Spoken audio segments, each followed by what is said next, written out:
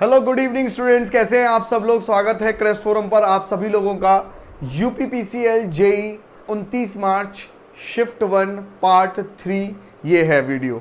शुरू करते हैं अपने पहले सवाल से और पहला सवाल है यहाँ पर, आप लोग जवाब देंगे।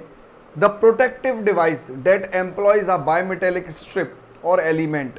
कौन सी प्रोटेक्टिव डिवाइस है जो बायोमेटेलिक स्ट्रिप हमारी लेके रखती है, जिसके अंदर बायोमेटेलिक स्ट्रिप होती है और ये प्रोटेक्टिव डिवाइस है, मतलब ये सर्किट को बचाती है। कौन सी ऐसी डिवाइस है, सभी बच्चे बताएंगे कौन सी ऐसी डिवाइस है जो ऐसा करती है। बताइए प्लीज, कौन सी ऐसी डिवाइस है, बताएंगे सभी बच्चे बताएंगे कौन सी ऐसी डिवाइस है।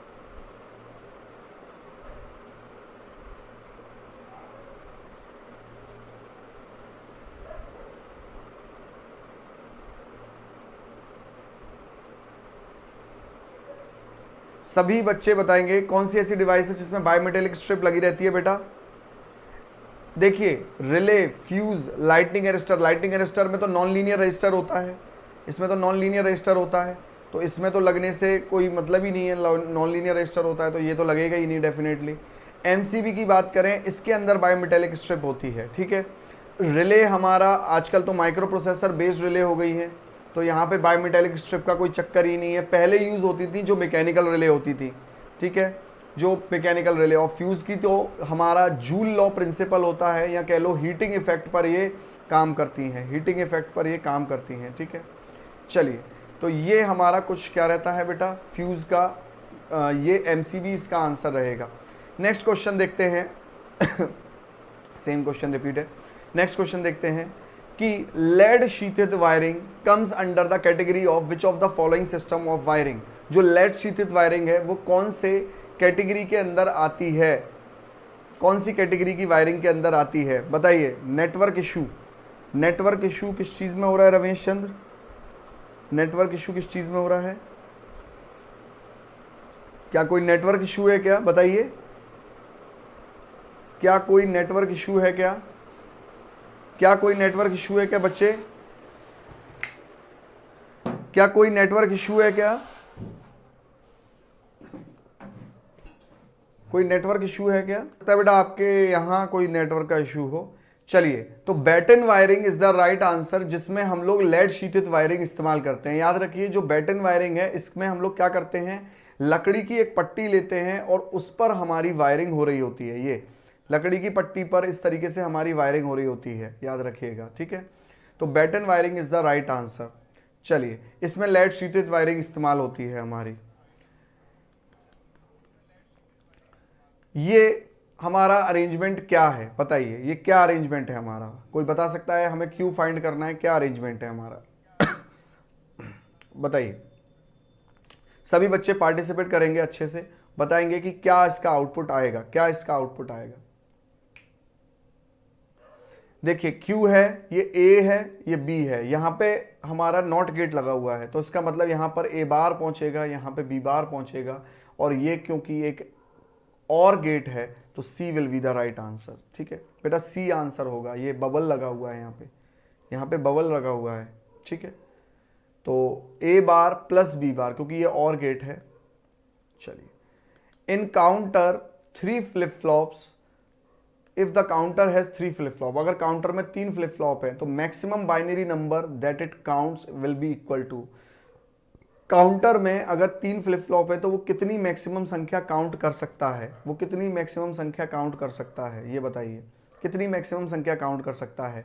तो नंबर ऑफ काउंटिंग जो होती है हमारी, नंबर ऑफ काउंटिंग स्टेट्स जो होती है किसी भी काउंटर के लिए, वो होती है बेटा 2 की पावर n, और n है number of flip flop. n क्या है बेटा? Number of flip flop. तो यहाँ पर 2 की पावर 3 मतलब 8 हो जाएगा। कुल मिला के कितनी स्टेट्स काउंट कर सकती है? 8। अब 8 को हम लोग बेटा, मतलब अगर हम लोग बात करें 8 स्टेट, तो कहीं ना कहीं वो 0 से 1 2 3 4 5 6 7, मतलब कि आपका जो मैक्सिमम होगा वो बेटा 1 1 1, मतलब 4 to 1 से आप लगाइए 7, यहाँ पर आंसर आएगा। क्लियर है? कोई प्रॉब्लम है क्या आज, कोई इशू है क्या आज, कुछ इशू है क्या बेटा? बच्चे इतने कम कैसे हैं आज?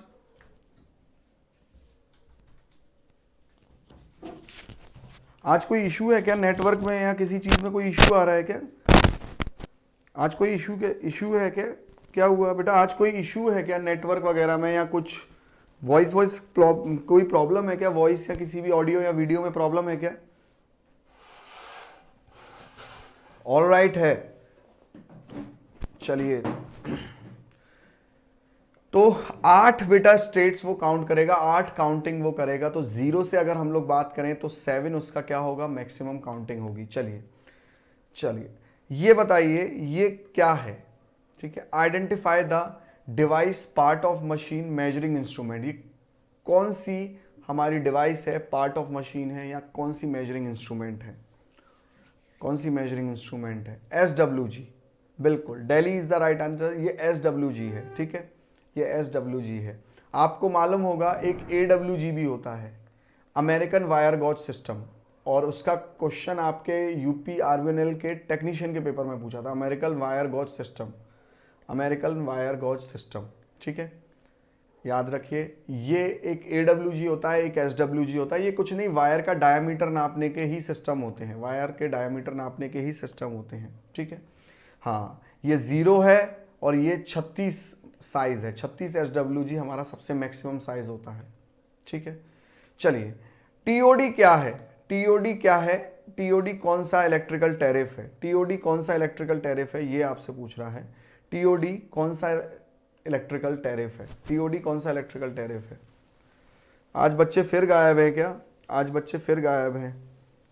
इस तरीके से यार सेशन आप लोग चाहते ही नहीं हो कि एक अच्छा कंटेंट आपको मिले, है ना, यही बात है ना। चलिए, शायद ये मेरा फिर इस तरीके से तो मैं लास्ट सेशन है बेटा, इस तरीके से फिर मैं क्या सेशन लूँगा। आप लोग बिल्कुल जो है मतलब सपोर्ट तो मतलब मैं क्या ही बोलूँ, बस छोड़िए। आप लोग नहीं चाहते शायद कि इतना अच्छा कंटेंट आपको मिले। TOD क्या है बेटा? टाइम ऑफ डिले या time of day, time of day. अब ध्यान से सुनना, ये क्या है बेटा? एक टैरिफ है, मतलब ये एक प्रकार का टैरिफ है, मतलब बिजली का टैरिफ है, एक बिजली की स्कीम समझ लो, जिसमें हर दिन में आपके, देखो टाइम ऑफ डे का मतलब पता है क्या है? डे का मतलब क्या है कि प्रतिदिन सुबह अलग रेट लगेंगी, मॉर्निंग में अलग रेट लगेंगी, इवनिंग में अलग रेट लगेंगी, और आफ्टरनून में अलग रेट लगेंगी। मतलब आपकी बिजली की रेट एक ही दिन में अलग अलग चेंज होती रहेंगी, एक ही दिन में अलग अलग चेंज होती रहेंगी। ये है TOD, time of day tariff, ठीक है। TOD time of day tariff. इसमें अलग अलग रेट्स जो हैं बेटा वो हमारी क्या होंगी? बदलती रहेंगी। हर दिन, हर एक दिन में 3-3 बार रेट्स बदलेंगी, और ये 3 बार ही नहीं, मेन चीज है कि हर घंटों में रेट्स बदलेंगी पूरे टाइम में, इसमें ऐसा रहता है। अब इसमें पता है होता क्या है, हम लोग कोशिश करते हैं कि मॉर्निंग में सबसे सस्ती दे, चीप दे, ताकि हमारा जो क्या होगा कि जैसे मान लीजिए किसान है, जैसे फार्मर है, ठीक है, फार्मर है, फार्मर को हमें मालूम है कि फार्मर अपने खेत में जो पानी डालता है, मोटर चलाता है, हम उसको बोलेंगे कि भाई सुबह बिजली सस्ती है, तो वो क्या होगा? मोटिवेट होगा सुबह इस्तेमाल करने के लिए। अब हम ऐसा इसलिए करना चाहते हैं क्योंकि अगर मान लीजिए दिन में सब लोग बिजली इस्तेमाल करेंगे, जैसे दिन में आपको मालूम है हॉस्पिटल, ऑफिसेज सब खुल जाते हैं दिन में, हॉस्पिटल, ऑफिसेज, स्कूल्स सब खुल जाते हैं, तो हम लोग हॉस्पिटल को तो नहीं बोल सकते कि भाई दिन में मत खोलो आप, हम लोग स्कूल को तो नहीं बोल सकते कि नहीं आप दिन में मत खोलिए, रात में स्कूल खोलिए, क्योंकि दिन में लोड बहुत ज्यादा एकदम से आ जा रहा है। तो हम लोग क्या करते हैं कि जहां पर गुंजाइश होती है, जैसे इंडस्ट्री में गुंजाइश है कि रात में अगर आप इस्तेमाल करोगे तो हम बिजली को आपको सस्ता दे देंगे, तो वो लोग क्या होते हैं? मोटिवेट होते हैं और रात में शिफ्ट लगा देते हैं अपने वर्करों की। इससे उनको बिजली भी सस्ती मिलती है, उनका बिल कम आता है। इससे ये होता है कि दिन में एकदम से पावर सिस्टम पे बहुत ज्यादा लोड नहीं पड़ता, मतलब जो पावर सिस्टम है हमारा उस पर बहुत ज्यादा अधिक लोड नहीं पड़ता, तो लोड थोड़ा सा इक्वली डिस्ट्रीब्यूट हो जाता है, समझ रहे हो? लोड थोड़ा इक्वली डिस्ट्रीब्यूट हो जाता है, ठीक है। यहां पर ये चीज का ध्यान रखिएगा, टाइम ऑफ डे, क्लियर है। चलिए आगे हम लोग देखते हैं, identify the type off switch shown in the given figure. ये जो फिगर में कौन सा यहां पर बेटा टाइप है, बताइए। गिवन फिगर में यहां पर कौन सा टाइप यहां पर शो किया गया है, ये कौन सा स्विच होता है, कौन सा स्विच होता है। देखो यहां पर एक फेज है, दो फेज है, तो एक चीज तो समझ में आ गई, ये डबल पोल ही होने वाला है, डबल पोल ही होने वाला है, ये तो समझ में आ गया। ठीक है, ट्रिपल पोल तो यहां पर नहीं होगा क्योंकि यहां पर दो पोल है, एक पोल और दो पोल। ठीक है, अब ये पता करने की टेक्निक्स होती हैं। ठीक है, अब ये है basically iron clad switch, A is the right answer. ठीक है, double pole iron clad switch है। क्लियर है इतना पॉइंट सबको। चलिए नेक्स्ट क्वेश्चन को देखिए, the number of conductors in bipolar and homopolar HVDC links. जो एचवीडीसी है इसके अंदर आपको बहुत अच्छे से मालूम है तीन टाइप की कॉन्फ़िगरेशन होती हैं, एक होती है मोनोपोलर, एक होती है बाइपोलर और एक होती है होमोपोलर। तो बेसिकली ये पूछ रहा है कि होमोपोलर में कितनी संख्या का कंडक्टर मैक्सिमम इस्तेमाल होता है, कितनी संख्या का मैक्सिमम कंडक्टर इस्तेमाल होता है होमोपोलर में। ठीक है, अब यहां पर आप लोग देखिए, मोनोपोलर की मैं बात करूं, मोनोपोलर की मैं बात करूं, बाइपोलर की मैं बात करूं, होमोपोलर की मैं बात करूं, बताइए कितने कंडक्टर इस्तेमाल होते हैं, सभी बच्चे बताएंगे। दो और दो, बड़ा अच्छा। ए दो, एक और दो, उमेश पटेल कह रहे हैं मोनोपोलर एक नेगेटिव पोलैरिटी, एक इस्तेमाल होता है मोनोपोलर में नेगेटिव पोलैरिटी का। अच्छा, और बाकी के बच्चे, बाकी के बच्चे बताएंगे, और भी बाकी के बच्चे बताएंगे। आप लोगों की एमपी जेई की बेटा वैकेंसीज आई हैं अभी, आप लोगों को टेलीग्राम चैनल पे जुड़ जाइए, वहां पर आपको ये अपडेट्स मिलती रहती हैं। मोनोपोलर बताइए बच्चे सभी, देखिए ध्यान से। मोनोपोलर, मोनोपोलर जो कॉन्फ़िगरेशन है इसमें हम लोग बेटा केवल एक ही कंडक्टर इस्तेमाल करते हैं। ठीक है, मान लीजिए ये मेरा लोड है, ये मान लीजिए मेरा सप्लाई है, मतलब वीडीसी आप मान लीजिए, क्योंकि डीसी एचवीडीसी ट्रांसमिशन है तो जाहिर सी बात है ट्रांसमिशन लाइन में डीसी वोल्टेज होगा।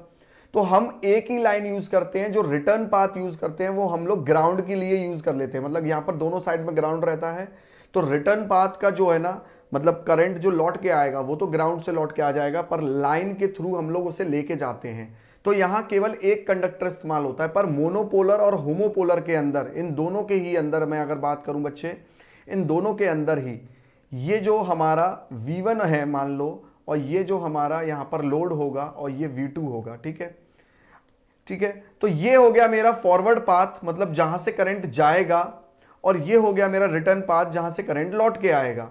इन दोनों ही जगह पे कंडक्टर इस्तेमाल करते हैं, और ये मेरा हो गया लोड। तो बेसिकली ये जो V1 और V2 है, ठीक है, यहां पर पहली चीज कंडक्टर कितने इस्तेमाल हो गए, दो। ठीक है, दो कंडक्टर इस्तेमाल हो गए बाइपोलर और होमोपोलर दोनों में। एक सवाल और पूछता है, कंडक्टर की संख्या तो हो गई दो, दोनों के अंदर कंडक्टर की संख्या तो हो गई दो। ठीक है, अब दूसरा सवाल क्या पूछता है कि जो ये V1 V2 है वो बाइपोलर में कैसा लेते हैं हम लोग, और होमोपोलर में कैसा लेते हैं, और होमोपोलर में कैसा लेते हैं, ये सवाल आपसे पूछता है। ठीक है, बाइपोलर में V1 V2 हम लोग कैसा लेते हैं, मतलब दो वोल्टेज सोर्स कैसा लेते हैं, और होमोपोलर में वोल्टेज सोर्स हम लोग कैसा लेना पसंद करते हैं। बिल्कुल सही बात कही, बाइपोलर में हम जो प्रेफर करते हैं V1 को पॉजिटिव और V2 को कोशिश करते हैं नेगेटिव लें, और होमोपोलर में V1 और V2 को दोनों को प्रेफर करते हैं कि नेगेटिव ही लें। हाँ, बट करंट फ्लो होने के लिए पोटेंशियल डिफरेंस दोनों में बना के रखिएगा।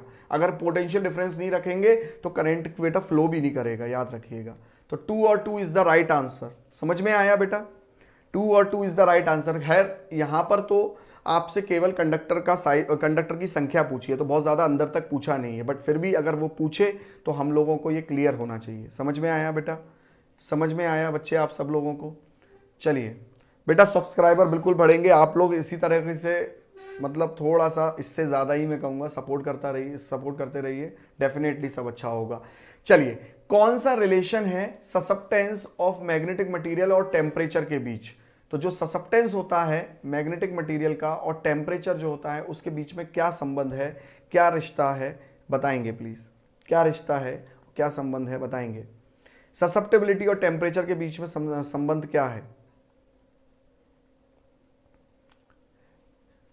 कौन बताता है संबंध, कौन बताता है बेटा, बताइए कौन बताता है संबंध। देखिए ध्यान से, क्यूरी लॉ बताता है, क्यूरी लॉ बेटा क्या करता है, इसके बीच में संबंध बताता है, बिल्कुल ससेप्टेंस और मैग्नेटिक फील्ड के बीच में संबंध बताता है, ठीक है।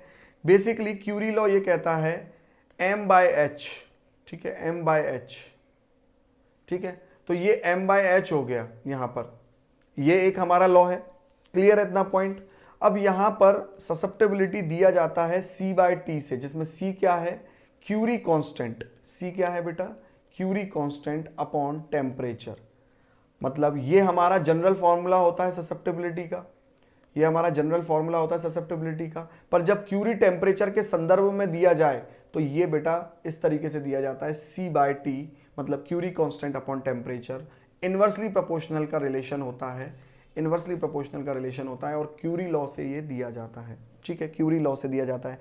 अच्छा मुझे एक चीज बताइए, ससेप्टेंस की यूनिट क्या होती है ये बताएंगे, चलिए ससेप्टेंस की यूनिट क्या होती है ये बताइए सब लोग, ससेप्टेंस की यूनिट क्या होती है ये बताइए फटाफट से सभी बच्चे, ससेप्टेंस की बेटा यूनिट क्या होती है ये बताएंगे, ससेप्टेंस की यूनिट क्या होती है, ससेप्टेंस की यूनिट बेटा बताइए क्या होती है, ससेप्टेंस की यूनिट, ससेप्टेंस की यूनिट क्या होती है, ससेप्टेंस की यूनिट क्या होती है, किसी को भी आइडिया ससेप्टेंस की यूनिट,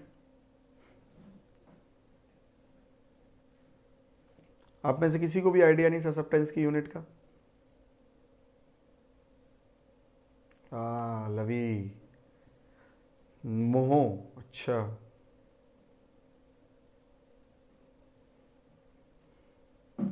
ये बेटा ससेप्टेंस ऑफ मैग्नेटिक मटेरियल है, ये ध्यान से देखिएगा। क्या हो गया, एक ही बच्चे का आंसर है, बाकी लोग रिस्क नहीं लेना चाहते क्या?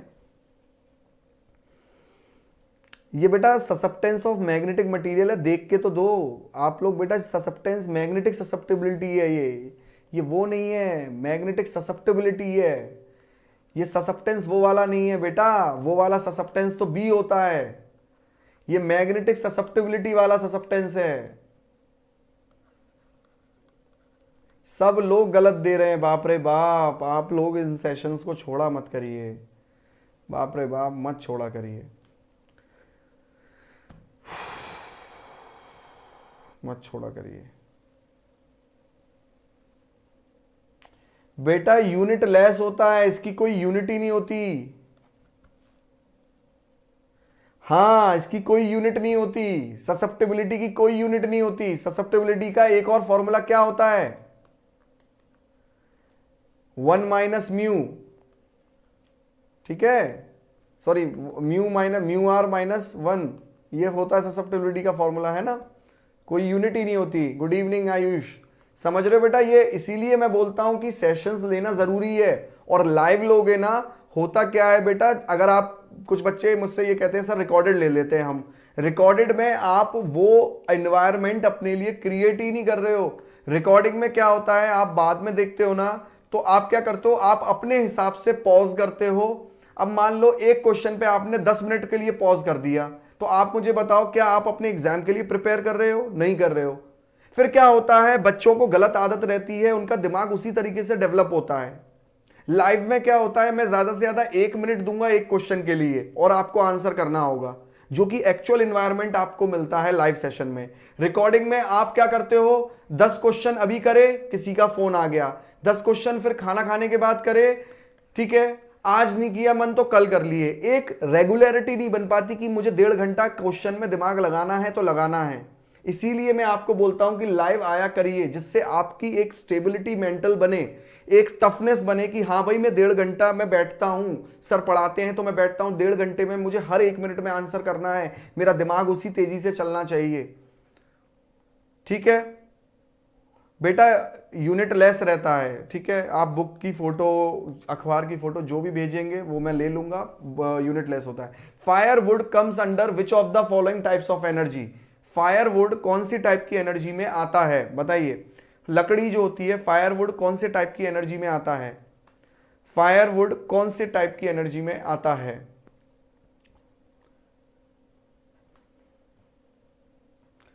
फायर वुड कौन से टाइप की एनर्जी में आता है बताइए। प्राइमरी और नॉन कमर्शियल, बेटा फायर वुड जो होती है, जो लकड़ी जलाने वाली होती है, पहली चीज तो वो नॉन कमर्शियल है, मतलब ऐसा नहीं है कि केवल हमें पैसों में ही मिलती है, ठीक है, ऐसा नहीं होता है, ठीक है। और ये प्राइमरी मतलब सबसे पहला स्रोत है आग जलाने का, मतलब आज से तुम्हारे दादा के दादा वाले जमाने में भी ये था और आज भी है और शायद कल भी रहेगा, ठीक है। तो सबसे पहला स्रोत है, सबसे पहले आप लकड़ी को ही खोजेंगे आग जलाने के लिए, ठीक है। चलिए नेक्स्ट क्वेश्चन देखेंगे। अच्छा क्वेश्चन है, पर्यावरण अध्ययन में स्थल मंडल शब्द निम्न में से किससे संबंधित है? स्थल मंडल का मतलब होता है बेटा लिथोस्फीयर। लिथोस्फीयर शब्द किससे संबंधित है? ठीक है, एनिमल से संबंधित है बेटा, वाटर से संबंधित है, ठीक है, अर्थ अपर मोस्ट लेयर, अर्थ अपर मोस्ट लेयर से संबंधित है, अर्थ अपर मोस्ट लेयर या अपर मोस्ट सरफेस से संबंधित है, या एयर से संबंधित है? किससे संबंधित है? एयर से संबंधित है। किससे संबंधित है? लिथोस्फीयर। आपने देखा होगा कल भी मैंने सेशन लिया था, मैंने बताया था यहां पर लिथोस्फीयर बेसिकली बेटा, यहां पर देखिए लिथोस्फीयर, देखिए ये है लिथोस्फीयर ना, ये लिथोस्फीयर है, ठीक है, ये लिथोस्फीयर है, क्लियर है। ये किससे संबंधित है ये पूछ रहा है। सी आंसर आ रहा है सबका। अच्छा, सी आंसर है। देखिए लगभग जब आप अर्थ को 3000 किलोमीटर, समझना 3000 किलोमीटर तक डिग करेंगे, खोदेंगे, 3000 लगभग 3000 किलोमीटर तक खोदेंगे, तो आपको यहां पर मेंटल मिलता है। मेंटल मिलता है, क्या मिलता है बेटा? आपको यहां पर मेंटल मिलता है, और क्या मिलता है? क्रस्ट मिलता है। तो दो तरीके की चीजें आपको यहां पर मिलती हैं। जब आप लगभग 3000 किलोमीटर तक अर्थ को खोदेंगे तो दो चीजें मिलती हैं, एक तो क्रस्ट मिलता है और एक बेटा मेंटल मिलता है। और यही होता है लिथोस्फीयर का पार्ट, मतलब गहराई में जब जाते हैं तो लिथोस्फीयर का पार्ट क्या होता है? दो मिलते हैं, क्रस्ट और मेंटल, ठीक है। तो ये जो है पृथ्वी, अर्थ अपर मोस्ट सरफेस, जो अर्थ का सबसे ऊपरी सतह होता है, हालांकि ये ऊपरी सतह वो वाला नहीं बोल रहा जिस पे हम रहते हैं, ये बोल रहा है कि 3000 किलोमीटर तक जब आप खोदेंगे तो जो अर्थ का सबसे ऊपर का सतह होता है वो सब हम लिथोस्फीयर में ही काउंट करते हैं। ठीक है, लिथोस्फीयर में ही काउंट करते हैं। चलिए, if binary number 1010 is added to 110, the resulting binary number contains how many zeros? कुल मिला के इसको जोड़ना है इससे, और जो रिजल्ट आएगा उसमें कितने जीरो की होगी संख्या, ये आपसे पूछा है सवाल। चलो जोड़ के देखिए, टाइम मैं आपको दे रहा हूं बेटा, जोड़ के देखिए, लाइव रहिए ताकि आपको हर उस क्वेश्चन पे 1 ही मिनट मिले, ठीक है। रिकॉर्डिंग में आप आराम से देखते हो, दिमाग आराम वाला ही हमेशा क्या हो जाता है? आदी हो जाता है हमारा, है ना। कोशिश करिए कि इसको आप ऐड करें और देखें कि क्या इसका आंसर आएगा बेटा, क्या आंसर आएगा। शक्ति, और लाइक करना भूल गए हो सेशन तो जरूर कर दीजिएगा। चलिए बताइए क्या इसका आंसर रहेगा बच्चे।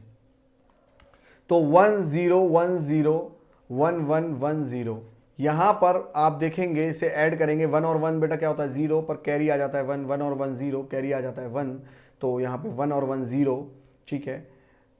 फिर 0 और 1 1, और यहां पर बेटा एक कैरी आ जाएगा। तो कितने जीरो हो गए बेटा? 3 जीरो हो गए। यहां पर कितने? 3 जीरो हो गए बेटा। 4 करेक्ट नहीं है, 3 जीरो हो गए। आप देखिए, आपके सामने सॉल्व किया है, समझिए बेटा कहां गलती हुई है। रोहित, उमेश, आयुष सबने गलत आंसर किया है। शक्ति गुड इवनिंग बेटा, सबने बेटा गलत आंसर किया है। कहां गलती हुई है देखिए, चेक करिए कहां गलती हुई है बेटा, चेक करिए। हाँ, ए आंसर होगा। आयुष, उमेश, रोहित सबने बेटा गलत आंसर दिया, चेक करिएगा, ठीक है ना, कहां गलती हुई है। चलिए ये देखिए, ये सवाल आपको दिया हुआ है, कहा है कि ये फिगर क्या रिप्रेजेंट करता है, कौन सा नियम रिप्रेजेंट करता है। ये फिगर फैराडे का लॉ रिप्रेजेंट करता है, और ये उल्टा हाथ है सीधा हाथ है, तो ये उल्टा हाथ है बेटा। Bombay is the right answer, ठीक है। चलिए नेक्स्ट क्वेश्चन देखिए, बड़ा प्यारा क्वेश्चन है। कह रहा है if the indefinite integral of cos 60 is equal to x, अगर cos 60 का इंटीग्रल x है, then how many number of times do we write 6 in x। ठीक है, तो हम x में कितनी बार 6 लिखेंगे, सोचने का काम है बेटा। लास्ट वाले को ऐड ऐसे करेंगे, मैं आपको बताऊं, ये 1 है, ये 1 है, तो 1 और 1 बेटा क्या होता है, 1 + 1 होता है बेटा 0, पर कैरी 1 आ जाता है ना, तो 1 और 1 हो गया बेटा 0, तो 0 और इस 1 को ऐड कर देंगे, पर कैरी 1 अभी भी चल रहा है, याद रखना, तो 0 और 1 को ऐड करेंगे तो 1 आ गया, पर कैरी 1 अभी भी चल रहा है। ठीक है बेटा, चलिए अब यहां पर देखिए, इस क्वेश्चन को करिए, ट्राई करिए बेटा इस क्वेश्चन को, अच्छा क्वेश्चन है, ट्राई करिए इस क्वेश्चन को बेटा, ट्राई करिए इस क्वेश्चन को, अच्छा क्वेश्चन है। cos 60 का इंटीग्रल x है, ठीक है, तो इसमें 6 कितनी बार आएगा x के अंदर, मतलब इस x के अंदर 6 कितनी बार आएगा, समझिए इस क्वेश्चन को, अच्छा क्वेश्चन है, अच्छा क्वेश्चन है, समझने की कोशिश करिए, स्किप करना चाहेंगे, चलिए कोई बात नहीं है बच्चे, कोई बात नहीं है, बाकी के बच्चे ट्राई करिए, ट्राई करिए। देखो लाइव सेशन में यही तो है कि आपको जिस क्वेश्चन पर टाइम दिया जाना चाहिए टाइम दिया जाता है, जैसे पेपर में होता है, पेपर में भी आप हर क्वेश्चन पर 5 मिनट थोड़ी देते हैं, ठीक है, एक ही क्वेश्चन पे 1 मिनट देंगे आप, यह नहीं आता सर, कोई बात नहीं है, ठीक है। लवी का आंसर सी आया बेटा, लवी थोड़ा ध्यान से करो, ठीक है, ध्यान से करो, देखिए ध्यान से, cos 60 का इंडेफिनिट इंटीग्रल है, मतलब इसका इंटीग्रल हमारा x है, ऐसा मैं नहीं कह रहा, ऐसा ये कह रहा है, क्वेश्चन कह रहा है, ठीक है। अब cos 60 का इंटीग्रल अगर मैं करूंगा तो ये बेटा क्या हो जाएगा, sin 60 upon 1/6 equals to x, तो ये पूछ रहा है कि x में 6 की संख्या कितनी बार आएगी, तो देखो ये 6 की संख्या 2 बार आ रही है, b is the right answer, समझ में आया, b is the right answer. थोड़ा सा अलग तरीके से सॉल्व किया हुआ क्वेश्चन है ना, थोड़ा सा अलग तरीके से सॉल्व किया हुआ क्वेश्चन है ना बेटा, थोड़ा सा अलग तरीके से सॉल्व किया हुआ क्वेश्चन है ना। चलिए आ गया समझ में सबके। अब देखिए कितना इजी क्वेश्चन है, बट उसने सवाल करने के तरीके से घुमाया है, पढ़िए, कह रहा है कि जो induction heat product in a charge होती है, मतलब एक चार्ज में जो इंडक्शन हीट पैदा होती है वो v की पावर x/r से दी गई है, तो बताइए इसमें x का मान क्या है, इसमें x का मान क्या है, इसमें एक x का मान क्या है, x का मान क्या है, कह रहा है, पूछ रहा है x का मान क्या है। सिंपल सी बात है बेटा, पावर मेरी क्या होती है, इतना टाइम देखो मैं इसीलिए बता देता हूं क्वेश्चन का आंसर, क्योंकि इतना टाइम लगना नहीं चाहिए बेटा क्वेश्चन में, ठीक है। v²/r होता है बेटा, किसी भी हम लोग बात करें हीट की, तो हीट जो होती है वो हमारी v²/r होती है, और यहाँ पे v की पावर x/r दे रखा है, तो इसको कंपेयर करेंगे तो x क्या हो गया बेटा, 2 हो गया, ठीक है, x 2 हो गया, वेरी गुड। चलिए ये जवाब तो सभी लोग दे देंगे, ये जवाब तो बेटा सभी बच्चे दे देंगे। 860 किलो, देखिए 1 किलोवाट आवर में 860 किलो कैलोरी होती है, और किलो कैलोरी में कितनी जूल होती है ये आपसे पूछा गया है, सीधा सा आंसर है बेटा 3600 किलो जूल होती है, ठीक है, Delhi is the right answer, बहुत टाइम नहीं लगना चाहिए आपको इसमें। नेक्स्ट क्वेश्चन देखिए, ये कौन सी वेल्डिंग है, ये कौन सी वेल्डिंग है, कईयों बार मैंने अपने सेशन में इस वेल्डिंग को लेकर जिक्र भी किया है, कौन सी वेल्डिंग है, हमें कैसे मालूम पड़ता है कि ये वेल्डिंग कौन सी है, सोच के बताइए कौन सी वेल्डिंग है, कौन सी वेल्डिंग है, सोच के बताइए कौन सी वेल्डिंग है बेटा, कौन सी वेल्डिंग है ये। लवी कह रहे हैं बी, अच्छा बाप रे बाप, अंकित भी कह रहे हैं बी, लवी भी कह रहे हैं बी। अब देखिए ये बहुत बड़ी गलती आप लोगों ने करी बेटा, एक बात बताओ, इसीलिए मुझे मालूम था आप लोग यहीं पे गलती करोगे, एक बात बताइए, ये देखिए बेटा स्पॉट वेल्डिंग में ना, स्पॉट वेल्डिंग के अंदर पॉइंटेड इलेक्ट्रोड होता है, पॉइंटेड इलेक्ट्रोड याद रखना, और प्रोजेक्शन वेल्डिंग के अंदर फ्लैट इलेक्ट्रोड होता है, इस तरीके से फ्लैट इलेक्ट्रोड होता है। अब आप मुझे बताना जरा, यहां पे क्या पॉइंटेड इलेक्ट्रोड है, ये पॉइंटेड इलेक्ट्रोड है, ये आप मुझे बताइए, ये देखिए, ये देखिए, ये मेरा ये इलेक्ट्रोड है, ये यहाँ पे ये पॉइंटेड है, ये पॉइंटेड इलेक्ट्रोड है, ये इलेक्ट्रोड है, ये पॉइंटेड इलेक्ट्रोड है, ये फ्लैट इलेक्ट्रोड है बेटा, यहाँ पर फ्लैट इलेक्ट्रोड है। फ्लैट इलेक्ट्रोड हमेशा प्रोजेक्शन वेल्डिंग का होता है, समझिए, है ना। ये देख रहे हो आप यहाँ पे, पॉइंटेड इलेक्ट्रोड किसका होता है आपका बेटा, पॉइंटेड इलेक्ट्रोड किसका होता है, स्पॉट वेल्डिंग का। अब मैं यहाँ पर एक चीज सबको बता देना चाहूंगा कि ये पेपर में जब भी पूछे तो ये कॉपर के बनते हैं, याद रखना, किसके, कॉपर टंगस्टन के बनते हैं, ये जो इलेक्ट्रोड है कॉपर टंगस्टन के बनते हैं, ठीक है। हाँ बेटा, यही चीज धीरे धीरे सेशन से इंप्रूव होंगी। पेपर में क्वेश्चंस गलत आप नहीं लगाओगे, क्योंकि पेपर में भी प्रेशर में आंसर देना होता है ना, तो थोड़ा सा यहाँ पर एक प्रेशर रहता है कि सर आंसर मतलब क्वेश्चन पूछ रहे हैं तो ज्यादा समय नहीं मिलेगा, ठीक है। चलिए, इसीलिए लाइव आने के लिए कहता हूं बस, और कोई वजह नहीं है लाइव आने के लिए कहता हूं, ठीक है। यहां पर क्वेश्चन है t इजिकल्स टू थीटा की पावर 5 है, तो dt by D x calculate करिए, dt बाई डी एक्स बेटा कैलकुलेट करिए, dt by D x calculate करिए। तो t है मेरा थीटा की पावर 5, मुझे dt by D x calculate करना है। तो आइए dt by D x calculate करें। बेटा यहां पर कुछ भी x का कोफिशिएंट है क्या, यहां कुछ भी x का कोफिशिएंट है क्या? जब x का कोई कोफिशिएंट ही नहीं है तो जीरो आंसर होगा, हां तो जीरो आंसर होगा। अब कुछ बच्चे कहेंगे कि सर dt ये आंसर हो जाएगा 5 थीटा की पावर 4। बेटा ये तब होता जब dt बाई डी थीटा पूछा होता, याद रखिएगा, ठीक है, क्योंकि यहां पर x पूछा है तो x का तो कुछ यहां पे है ही नहीं है, तो जीरो होगा। चलो, इनमें से कौन सा फीचर नहीं है 8051 माइक्रो कंट्रोलर का, 8051 माइक्रो कंट्रोलर का कौन सा फीचर नहीं है बताइए। अब ये सारा कंटेंट बेटा आपके गर्दा उड़ा दिया बैच में अपडेट हो चुका है, याद रखिएगा, या आपके गर्दा उड़ा दिया बैच में ये सब कुछ अपडेट हो चुका है, याद रखेंगे इसे। बताइए कौन सा फीचर नहीं है इसमें से, 8051 में कौन सा फीचर नहीं है, बताएंगे सभी बच्चे। ध्यान से देखिए, 8051 की मैं अगर बात करूं यहां पर, देखिए ये सब कुछ वैसे तो आपके नोट्स में सब कुछ अवेलेबल है। देखिए ये 8051 है, ठीक है।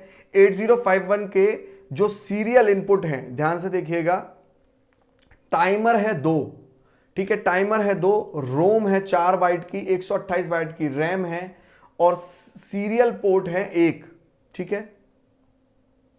अब ध्यान से देखिएगा, यहां पर 4 टाइमर दे रखे हैं जबकि यहां पर 2 टाइमर होने चाहिए, तो ये नहीं है फीचर, ये फीचर नहीं है, ठीक है। 2 टाइमर होते हैं, ये फीचर नहीं है। एक सीरियल पोर्ट होता है, सही है, 4 KB की क्या होती है, रोम होती है, 128 बाइट की रैम होती है। तो यहां पर देखिए ये सब कुछ ये यहां पर मौजूद है, ठीक है। तो टाइमर 2 ही होने चाहिए, इस तरीके से हम लोग इसे लगा लेंगे आंसर, ठीक है। सब कुछ आपके बेटा यहां नोट्स में मौजूद है। आइए देखिए, if the impedance of primary and secondary transformer are Z1 Z2, तो प्राइमरी और सेकेंडरी में जो इनपुट Z1 और Z2 है वो आपको दिए हुए हैं, तो कह रहा है कि इन दोनों का रेशो क्या होगा, इन दोनों का रेशो क्या होगा। हाँ बिल्कुल सही, T0 और T1, इन दोनों का रेशो क्या होगा, इन दोनों का रेशो क्या होगा पूछ रहा है, क्या होगा इन दोनों का रेशो, इन दोनों का रेशो क्या होगा बेटा, टर्न्स रेशो स्क्वायर, ठीक है। कैसे, ध्यान से देखेंगे बेटा इसे, यहां पे आप लोगों को बहुत अच्छे से मालूम है कि जब भी हम Z1 इजिकल्स टू Z2 निकालें, मतलब Z1 की वैल्यू निकालें, तो या तो n स्क्वायर Z2 होगी या फिर क्या होगी Z2 बाय n स्क्वायर होगी। मतलब या तो n स्क्वायर का मल्टीप्लाई होगा या n स्क्वायर का डिवाइड होगा, ये बात दिमाग में रखिए। अब यहां पे कोई डिवाइड वाला तो दे नहीं रखा, मतलब n स्क्वायर दे रखा है ऑप्शन में, कोई भी बाय n स्क्वायर तो दे नहीं रखा, और देंगे भी नहीं, क्योंकि अगर ये दोनों ही दे रखे होते तो दोनों ही सही आंसर होते। तो ए इज द राइट आंसर। गुरुजी क्या हालत हो रही है इंजीनियर की सर, क्यों, क्या हो गया भाई, क्या बात हो गई, क्या बात हो गई भाई, कैसे परेशान हो? अब तो वैकेंसीज भी लगातार आती जा रही हैं। चलो बेटा, अब तो आ तो रही हैं वैकेंसीज। अब बेटा सरकारी वैकेंसीज तो इतनी ही आती हैं, हालांकि थोड़ी सी कम हो रही हैं, बट फिर भी बेटा अगर आप खुद देखो, अब ऐसे तो जो लोग आईएएस बनते हैं हर साल 900 पोस्ट रहती है, 900 से 1000 पोस्ट रहती हैं आई थिंक, ठीक है, यूपीएससी के अंदर। तो फिक्स है भैया, अगर आपको इतना फाइट करना है तो करिए, इससे ज़्यादा वैकेंसीज आएंगी नहीं, उल्टा कम ही होंगी। तो आप ये तो सोचना छोड़ दीजिए कि अगर आप सब बेटा सरकारी नौकरी अगर सभी लोगों की लग जाए तो सभी लोगों की पूछना हो जाए, तो बेटा वो तो इतनी ही आएंगी, ये बात दिमाग में रखिए, ठीक है। चलिए ये देखिए, अच्छा क्वेश्चन है। For domestic wiring, domestic wiring के लिए rating of 15 ampere socket upon rating of 5 ampere socket क्या होता है? Rating of 15 ampere socket upon rating of 5 ampere socket क्या होता है? ये थोड़ा सा आपका सवाल ऐसा है कि आपको ध्यान रखना पड़ेगा कि किस तरीके से आपको याद होनी चाहिए, मतलब 15 एम्पियर सॉकेट का एक्चुअली रेटिंग कितनी होती है। तो अगर वायरिंग के रूल्स आपको याद हैं तभी आप ये कर पाओगे। तो 15 एम्पियर की एक्चुअली 1000 वॉट तक की रेटिंग होती है, मतलब 15 एम्पियर सॉकेट में आप 1000 वॉट तक की चीज़ों को लगा सकते हैं, और 5 एम्पियर की सॉकेट में आप 100 वॉट तक की लगा सकते हैं। ये रेटिंग फिक्स्ड होती है, वायरिंग की फिक्स्ड रेटिंग्स होती हैं। तो जब इनकी रेटिंग को हम लोग करेंगे तो बेटा Bombay will be the right answer, Bombay will be the right answer. चलिए, in case of internal wiring, internal wiring के केस में which of the following is placed between incoming service cable and energy meter? मतलब जो ये service cable आ रही है और ये आपके घर में मीटर जो लग रहा है, ये आपके घर में जो मीटर लग रहा है, इनके बीच में क्या चीज लगी रहती है? इनके बीच में क्या चीज लगी रहती है ये पूछ रहा है। कुल मिला के क्या चीज लगी रहती है ये पूछ रहा है। क्या चीज लगी रहती है ये पूछ रहा है। क्या चीज लगी रहती है ये पूछ रहा है बेटा। क्या लगा रहेगा बेटा बताइए।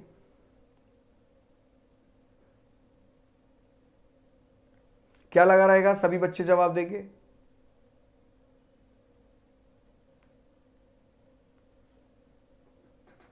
क्या लगा रहेगा? Main switch, cutout, distribution board, fuse. देखिए यहां पर ये कटआउट लगा रहता है, मेन जो केबल आ रही होती है बाहर से और आपके एनर्जी मीटर में, ताकि कोई भी यहां पर क्या हो बेटा, फ्यूज नहीं, कटआउट लगा रहता है। फ्यूज बहुत छोटा हो जाएगा रेटिंग के लिए, मतलब फ्यूज बार बार मेल्ट, मतलब समझ रहे हो, फ्यूज बहुत छोटा हो जाएगा, इसलिए कटआउट हम लोग यहां पर लगा के रखते हैं। आप देखिए कटआउट कटआउट कटआउट कटआउट लगा के रखेंगे, ठीक है, कटआउट लगा के रखेंगे। चलिए कटआउट लगा के रखेंगे। 2 volt meter are connected in series, 2 volt meter series में कनेक्टेड हैं 240 वोल्ट सप्लाई के लिए। The resistance of volt meter A and B are 5 K और 10 के। तो reading of meter B and reading of meter A आपको निकालना है। Try करिए, अच्छा क्वेश्चन है, ट्राई करिए, अच्छा क्वेश्चन है, ट्राई करिए। मतलब कुल मिला के ये कह रहा है कि यहाँ पर हमारा 2 रेजिस्टेंसेस हैं, मतलब वोल्ट मीटर, ये वोल्ट मीटर ए का रेजिस्टेंस है, ठीक है, 5 किलो ओम, और ये 10 kilo ohm volt meter B का रेजिस्टेंस है। अब यहाँ पर ये पूछ रहा है कि 240 वोल्ट अगर हमने यहाँ पर दी है तो बताइए कि कितना यहाँ पर होगा और यहाँ पर कितना होगा, ये बताइए फटाफट से बताइए, यहाँ पे कितना होगा और यहाँ पे कितना होगा, कितना होगा यहाँ पे बताइए कितना होगा। रीडिंग ऑफ मीटर बी और ए कितना होगा, कितना होगा reading of meter B and ए?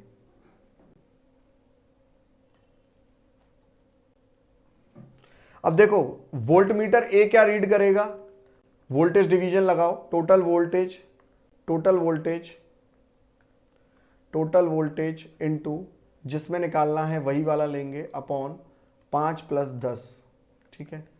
तो यहां पर बेटा कितना आएगा आपका, वोल्ट मीटर ए की रीडिंग कितनी आएगी, वोल्ट मीटर ए की रीडिंग कितनी आएगी बेटा? सबका आंसर कितना आया बेटा? 2 आया, सबका आंसर 2 आया, अच्छा ठीक है। ये 3 से जाएगा और ये 80 वोल्ट आ जाएगा, ठीक है। ये आपका कितना आ जाएगा बेटा? 80 वोल्ट। जब 80 वोल्ट बेटा इधर आएगा तो बचा हुआ 160 वोल्ट इधर आ जाएगा, ठीक है। तो बी का कितना हुआ? 160 और इसका हुआ 80, तो सीधा सा आंसर आ जाएगा 2 is the right answer, 2 is the right answer, ठीक है। 2 आ रहा है सबका बेटा, 2 आ रहा है, हाँ 2 आना चाहिए सबका आंसर ना, सबका आंसर 2 आना चाहिए। क्लियर है सभी को? 2 आ रहा है सबका आंसर, चलो नेक्स्ट क्वेश्चन देखते हैं। The second nearest layer of atmosphere to the earth is called. Second nearest layer क्या होगी बेटा? सेकंड नियरेस्ट लेयर क्या होगी ये पूछ रहा है। सेकंड नियरेस्ट लेयर क्या होगी? सेकंड नियरेस्ट लेयर क्या होगी? अर्थ से पूछ रहा है। सेकंड नियरेस्ट लेयर क्या होगी अर्थ से? अब ये सब इन्वायरमेंट वगैरह ना सब आपकी गर्दा उड़ा दिया बैच में अपडेट हो जाएगी, याद रखिएगा। सब आपके गर्दा उड़ा दिया बैच में अपडेट हो जाएगी, ठीक है। और अपडेट इनफैक्ट होना शुरू हो भी गई है। तो ध्यान से देखिए, सेकंड नियरेस्ट लेयर एटमॉस्फेयर की कौन सी है? मीजोस्फेयर बोल रहे हैं उमेश, लवी बोल रहे हैं डी स्ट्रेटोस्फेयर। अच्छा देखिए ध्यान से, आप देख लेते हैं, यहां पर ही देख लेते हैं, डायरेक्ट ही देख लेते हैं। देखिए ये मेरा एटमॉस्फेयर है, ये मेरा एटमॉस्फेयर है, ठीक है। मतलब हमारा जो पर्यावरण है वो ये है। तो सबसे पहली होती है ट्रोपोस्फेयर, दूसरी होती है स्ट्रेटोस्फेयर, मीजोस्फेयर तीसरी, चौथी थर्मोस्फेयर, पांचवी बेटा एक्सोस्फेयर। एक बात दिमाग में डालना कि स्ट्रेटोस्फेयर के अंदर गुड ओजोन लेयर होती है, ठीक है। इसके अंदर गुड ओजोन लेयर होती है। ये क्या करती है? हमारी जो यूवी रेज आती है ना सन से, उससे प्रोटेक्ट करती है। यूवी रेज से यही लेयर प्रोटेक्ट करती है। आपसे पेपर में पूछा जाता है कि कौन सी लेयर की ओजोन हमारी यूवी रेज से प्रोटेक्ट करती है, तो वो स्ट्रेटोस्फेयर ही प्रोटेक्ट करती है। तो सेकंड लेयर यही है, नीचे से एटमॉस्फेयर से, ठीक है। एटमॉस्फेयर से सेकंड लेयर यही है, ठीक है।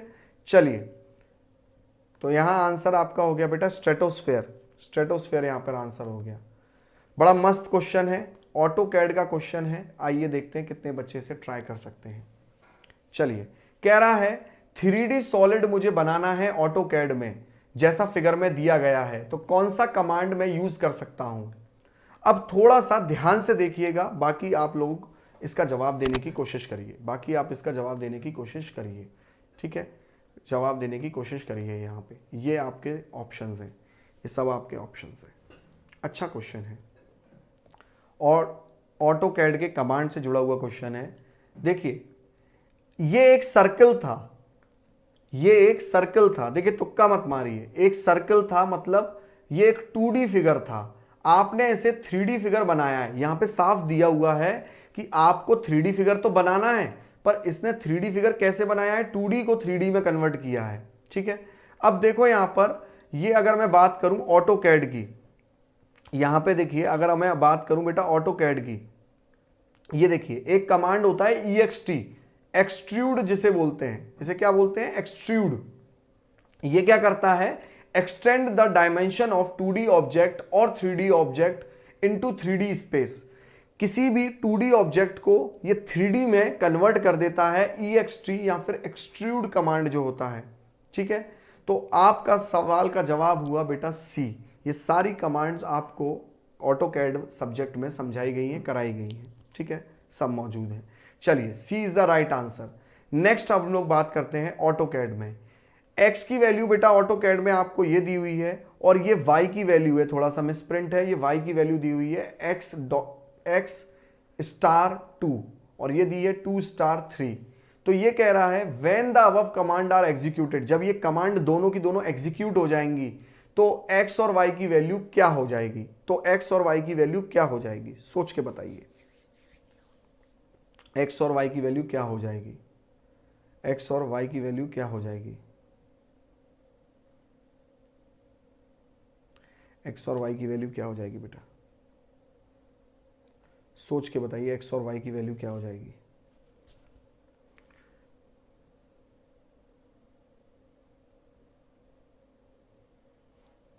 याद रखिए, सबसे पहले तो ये स्टार का मतलब होता है प्रोडक्ट या मल्टीप्लिकेशन, ये बात दिमाग में रखिएगा, ठीक है। तो देखो यहां पर 2 × 3 है, तो x की वैल्यू तो 6 होनी है। अच्छा, y को मैं क्या लिखूंगा? x × 2। अब यहां से x की वैल्यू मैंने उठा ली और × 2 किया तो ये 12 आ गई। तो 6 और 12 इसकी वैल्यू होगी, ठीक है। 6 और 12 इसकी वैल्यू होगी। यहां पर आपको ऑप्शन में नहीं दिया हुआ है, ठीक है। x 6 हो गया, 2 दूनी 6, 6 दूनी 12। देखो ऐसा लिखा हुआ नहीं आएगा, मैं आपको बताऊं, सीधा सीधा बेटा आपका आंसर लिखा हुआ आएगा x 6 है और y 12 है, ठीक है। इस तरीके से लिखा हुआ आएगा, यहाँ पर टाइप नहीं है, ठीक है। टाइपिंग थोड़ी सी मिस्टेक है, आई थिंक नेक्स्ट पेज पर है शायद टाइपिंग, है ना? नहीं नहीं नहीं, वो टाइपिंग मिस्टेक है, इस तरीके से लिखा हुआ आएगा, इस तरीके से लिखा हुआ आएगा, याद रखिए, ठीक है। चलिए, तो ये सब आपका गर्दा उड़ा दिया बैच में मौजूद है बेटा, ये सारी चीजें आपको, सारे सब्जेक्ट्स ये आपको मिलेंगे। चलिए, विच of the following motor employees copper strip, कौन सी मोटर कॉपर स्ट्रिप लगाती है? अब आप देखो, इसी पेपर का ऐसा ही क्वेश्चन आया था कल जब मैंने पार्ट 2 में कराया था, तो मतलब एक ही पेपर के अंदर सोचो लगातार ये क्वेश्चन अलग अलग लैंग्वेज में पूछा है। नहीं, सी ऑप्शन बेटा, सी ऑप्शन जो है ना, ये ऐसे लिखा हुआ है, ये ऐसे लिखा हुआ नहीं आएगा। सी ऑप्शन में इस तरीके से लिखा हुआ है, मैं मान रहा हूं तुम्हारी बात, ये ऐसे हो जाएगा, बट ऐसे लिखा हुआ नहीं आएगा, ये एग्जैक्ट वैल्यू लिख के आएंगी इस तरीके से। यहां पे एक्स की वैल्यू टाइप नहीं है, यहां एक्स की वैल्यू टाइप नहीं है, ये लिख के ऐसे ही आएगा। चलिए, यहां पर कॉपर स्ट्रिप कहां लगेगी, कॉपर स्ट्रिप कहां लगेगी बताइए? शेडेड पोल इंडक्शन मोटर में कॉपर स्ट्रिप लगाई जाती है, जो क्या करती है बेटा, इस तरीके से शेडेड पोल्स में लगाई जाती है, इस तरीके से। यहां पे हमारा पोल होता है शेडेड इस तरीके से, ये ठीक है, ऐसी तो यहां पर लगाई जाती है, ये इधर लगाई जाती है कॉपर रिंग आपकी, है ना, लगाई जाती है ना कॉपर रिंग, ये यहाँ पर कॉपर रिंग लगाई जाती है, कॉपर रिंग इधर लगाई जाती है, इधर कॉपर रिंग लगाई जाती है, ठीक है। ये क्या करती है, अनशेडेड पोर्शन से फ्लक्स को शेडेड पोर्शन तक बहाने में काम करती है, और मोटर को कहीं ना कहीं इसी रिंग की वजह से सेल्फ स्टार्ट की प्रॉपर्टी मिलती है। तो मेरा फ्लक्स जो है वो अनशेडेड पोर्शन से शेडेड पोर्शन इसी कॉपर रिंग की वजह से जाता है। Usually underground cables are not tested for which of the following, underground cables generally किस बात को लेकर टेस्ट नहीं होती हैं, जनरली किस बात को लेकर टेस्ट नहीं होती, बताइए, जनरली किस बात को लेकर टेस्ट नहीं होती है, जनरली किस बात को लेकर टेस्ट नहीं होती हैं अंडरग्राउंड केबल्स? देखिए, हम लोग शॉर्ट सर्किट तो नहीं है ये चेक कर लेते हैं, अर्थ फॉल्ट चेक कर लेते हैं, कहीं केबल से अर्थ फॉल्ट तो नहीं हो रहा, डिसकंटिन्यूटी चेक कर लेते हैं, हम लोग मैकेनिकल डैमेज चेक नहीं करते, ये चेक नहीं कर पाते, नॉट टेस्टेड, ये हम टेस्ट नहीं करते, याद रखिएगा। समझ में आया पॉइंट बेटा, समझ में आया पॉइंट? कहां गायब हो रहे हैं, कहां गायब हो रहे हैं आप लोग? चलिए,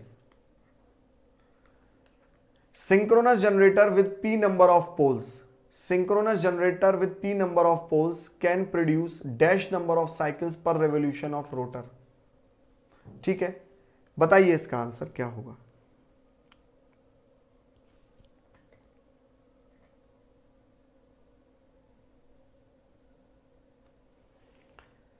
synchronous generator p number of poles के साथ क्या प्रोड्यूस करेगा, कितने number of cycles per revolution of rotor produce करेगा, बताइए? Synchronous generator with p number of poles can produce dash number of cycles per revolution, dash number of cycles per revolution.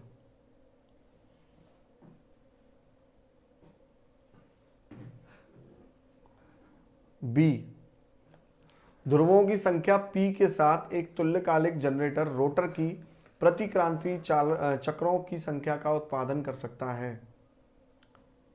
0.5। देखिए ध्यान से, ये कह रहा है, सिंपल सा ये क्या कह रहा है, बात को समझिएगा। यहाँ पे कह रहा है कि अगर p नंबर ऑफ पोल है तो मेरी कितनी नंबर ऑफ साइकिल पर रेवोल्यूशन ऑफ रोटर होगी, मतलब कितना मेरा थीटा इलेक्ट्रिकल पैदा होगा, ये पूछ रहा है। अब ध्यान से देखिए, p/2 मतलब 0.5 p थीटा m, तो मेरा जो थीटा इलेक्ट्रिकल है वो कितना पैदा होगा बेटा, 0.5 p के बराबर पैदा होगा, 0.5 p के बराबर ये पैदा होगा, ठीक है। इतना हर एक साइकिल पे पैदा करेगा, हर एक साइकिल मतलब थीटा m कितने डिग्री का होता है, 360 डिग्री का होता है, तो हर एक 360 घूमने पर ये इतनी साइकिल पैदा करेगा, 0.5 p साइकिल्स पैदा करेगा हर बार 360 डिग्री घूमने पर। कुछ समझ में आया ये बात या नहीं आई, ये बताइए, कुछ समझ में आई ये बात या नहीं आई? भाई एक रिवॉल्यूशन पूछा है ना, पर रिवॉल्यूशन पूछा है ना, तो पर रिवॉल्यूशन कितने डिग्री का होता है, 360 डिग्री का। तो हर एक 360 डिग्री पे ये इतनी साइकिल पैदा करेगा 0.5 पी के हिसाब से। चलिए नेक्स्ट क्वेश्चन देखिए, ये बताइए, अच्छा क्वेश्चन है ये, अच्छा क्वेश्चन है, बताने की कोशिश करिए, अच्छा क्वेश्चन है, बताने की कोशिश करिए, अच्छा क्वेश्चन है, बताने की कोशिश करिए, अच्छा क्वेश्चन है, बताइए क्या आंसर है। अगर एक एक वोल्ट 2 वोल्ट पैदा कर रही है, एक एक बैटरी 2 वोल्ट पैदा कर रही है, तो टोटल कॉम्बिनेशन कितना पैदा करेगा। तो जाहिर सी बात है दोनों पैरेलल में है, पर ये 3 तो सीरीज में है, 6 वोल्ट ये पैदा करेंगे, 6 वोल्ट ये पैदा करेंगे। ठीक है बेटा, चलिए 6 वोल्ट पैदा करेंगे। सर क्या इलेक्ट्रॉनिक्स वाले भी यूपीपीसीएल का एग्जाम दे सकते हैं। हाँ, इलेक्ट्रॉनिक्स वालों की अलग वैकेंसी आती है, इलेक्ट्रॉनिक्स वालों की वैकेंसी आती है तब यूपीपीसीएल का एग्जाम वो दे सकते हैं, याद रखिए। सिविल की अलग आती हैं, वो लोग भी दे सकते हैं, इलेक्ट्रिकल वालों के साथ में नहीं दे सकते। अगर आप सोचें कि इलेक्ट्रिकल की वैकेंसी में इलेक्ट्रॉनिक्स अलाउड होगी तो वो अलाउड नहीं होती है। ठीक है, समझ में आया बेटा प्रिया। अब ध्यान से देखिए, इफ नंबर एन क्या है, number of times voltage rating is increased, N है number of times voltage rating increased, then for the distributor design conductor size reduces by the dash of the original. तो आपको मालूम है कि हमारा जैसे जैसे कंडक्टर का जो साइज है वो बेटा इन्वर्सली प्रोपोर्शनल होता है वोल्टेज के स्क्वायर के। ठीक है, तो 1/n² हो जाएगा इसका आंसर। मतलब जैसे जैसे वोल्टेज बढ़ेगा स्क्वायर टाइम्स मेरी कंडक्टर की साइज घटेगी, स्क्वायर टाइम्स मेरी कंडक्टर की साइज घटेगी। ठीक है, चलिए नेक्स्ट क्वेश्चन को देखिए, अच्छा क्वेश्चन है, बताइए। Which of the following is the objective of performing dielectric loss test on transformer. हमारा ट्रांसफॉर्मर पे डाइलेक्ट्रिक लॉस टेस्ट परफॉर्म करने का उद्देश्य क्या होता है। मैं फिर से रिपीट कर रहा हूं, हमारे ट्रांसफॉर्मर पे डाइलेक्ट्रिक लॉस टेस्ट परफॉर्म करने का क्या मतलब और उद्देश्य होता है, क्या उद्देश्य होता है। बेटा लेट आ रहे हैं कुछ लोग, लेट बेटा बीच बीच में आना जाना छोड़ दीजिए। कुछ लोग देखो, यही एक चीज होती है ना, ये फ्लो आप लोगों का बिगड़ता है ना। कुछ बच्चे आते हैं जाते हैं बीच बीच में, मतलब 1.5 घंटे आप अच्छे से बैठ नहीं पाते हो, बहुत खराब बात है ये चीज। इन चीजों में सुधार नहीं करोगे, पेपर में फिर ये गलतियां होती है कि सर मुझे आता था पर मेरा नहीं हो पाया। क्यों नहीं हो पाया, क्योंकि आपके दिमाग को फोकस की ट्रेनिंग दीजिए ना, आप दिमाग को फोकस रखने की। भाई 1.5 घंटा आप बैठ नहीं सकते यार, बस अभी 20-25 मिनट में सेशन खत्म हो जाएगा आपका। चलिए, डाइलेक्ट्रिक लॉस टेस्ट करने से क्या होता है, हमें यह मालूम पड़ता है कि हमारा इंसुलेशन कितना खराब होता जा रहा है। इंसुलेशन की गिरावट की पहचान करने के लिए याद रखिए, डाइलेक्ट्रिक लॉस टेस्ट हम लोग इंसुलेशन का करते हैं कि इंसुलेशन कितना खराब होता जा रहा है हमारे ट्रांसफॉर्मर में। ठीक है, चलिए very good.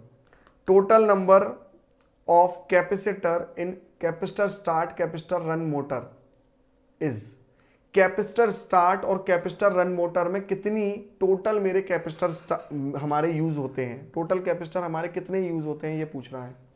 Capacitor start capacitor run motor में कितने कैपेसिटर हमारे इस्तेमाल होते हैं ये पूछ रहा है।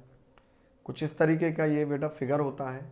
ठीक है, बीच में मेरा रोटर है और यहाँ पे सिंगल फेज सप्लाई हम लोगों ने दी हुई है। ठीक है, याद रखिएगा बेटा, एक होता है मेरा सिंपल सा रनिंग कैपेसिटर जो हमेशा रन करता रहता है, एक होता है मेरा स्टार्टिंग कैपेसिटर, ये स्टार्टिंग के बाद में हट जाता है। जब मैं कैपेसिटर पढ़ा रहा था तो मैंने वहां पे ये बात बोली थी कि जो कैपेसिटर हट जाता है वो कौन सा कैपेसिटर होता है बेटा, मैंने बहुत बताया था क्योंकि ये शॉर्ट टाइम के लिए यूज होगा, इलेक्ट्रोलाइटिक कैपेसिटर। ठीक है, ये हट जाता है। और जो लगा रहता है वो कौन सा कैपेसिटर होगा बेटा, वो कौन सा कैपेसिटर होगा।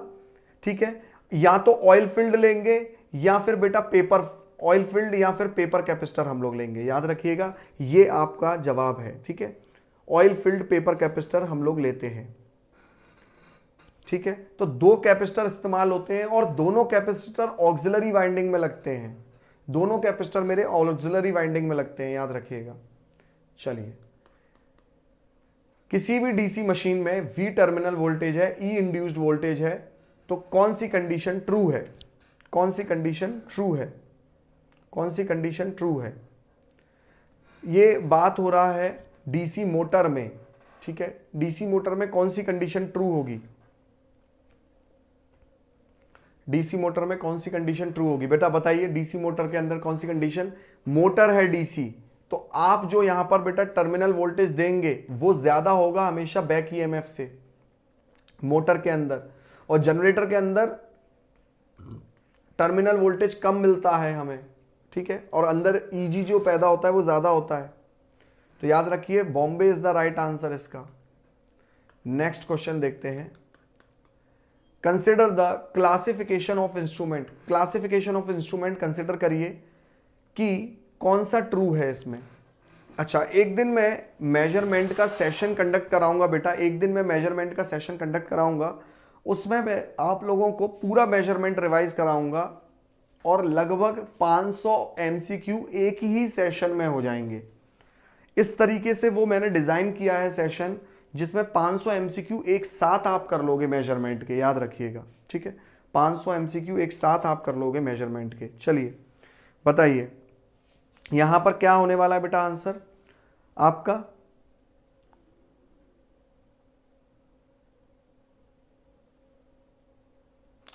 मेजरमेंट का बेटा बहुत धांसू सेशन होगा। अब सोचो 500 एमसीक्यू एक ही सेशन के अंदर इस तरीके से डिजाइन किया हुआ है वो।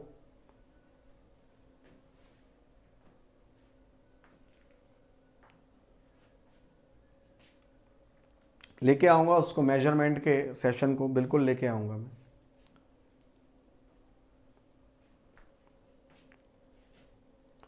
चलिए यहां पर बताइए आप फटाफट से कि कौन सी कंडीशन ट्रू है। यहां पर कौन सी कंडीशन ट्रू है ये बताइए, कौन सी कंडीशन ट्रू है बताइए, कौन सी कंडीशन ट्रू है? बेसिकली बेटा जो इंस्ट्रूमेंट होते हैं ना आपके, ये 3 टाइप के होते हैं बेटा, इलेक्ट्रिकल, ठीक है, इलेक्ट्रॉनिक और बेटा मैकेनिकल, ठीक है। अब यहां पर जो इलेक्ट्रॉनिक इंस्ट्रूमेंट है ये 2 टाइप के होते हैं, एनालॉग और डिजिटल, ठीक है बेटा, एनालॉग सॉरी ये वैसे 2 टाइप के होते हैं, एब्सोल्यूट और आपके सेकेंडरी, ठीक है। अब ये बेसिकली सेकेंडरी 2 टाइप के होते हैं, सेकेंडरी बेसिकली 2 टाइप के होते हैं, एनालॉग और डिजिटल, एनालॉग और डिजिटल, ठीक है। क्योंकि हम लोग एब्सोल्यूट इंस्ट्रूमेंट को ज़्यादा पढ़ते नहीं है, इसके बस एग्जाम्पल हमें याद होने चाहिए, जैसे कि आपका रेलिग इंस्ट्रूमेंट है, रेलिग करंट बैलेंस इंस्ट्रूमेंट है वो, ठीक है, हमसे पूछ लेता है। टेंजेंट गैल्वेनोमीटर, टेंजेंट गैल्वेनोमीटर जो है ये इसका एग्जाम्पल होता है एब्सोल्यूट इंस्ट्रूमेंट का। बड़े एक्यूरेट होते हैं, मोस्ट एक्यूरेट होते हैं ये एब्सोल्यूट इंस्ट्रूमेंट, ठीक है, मोस्ट एक्यूरेट होते हैं। तो ये जो डिजिटल है ना, ये जो डिजिटल है ना इंस्ट्रूमेंट, ये किसका पार्ट है बेटा? सेकेंडरी इंस्ट्रूमेंट का पार्ट है, ठीक है। तो an indicating instrument is a digital instrument, clear है? तो जो इंडिकेटिंग इंस्ट्रूमेंट है is a digital instrument. B is the right answer. नहीं नहीं नहीं नहीं नहीं नहीं नहीं नहीं, ये कुछ गलत लग गया। अ digital instrument is a secondary instrument, digital instrument is a secondary instrument, ठीक है। Digital instrument is a secondary instrument, ठीक है, क्लियर है? Digital instrument is a secondary instrument.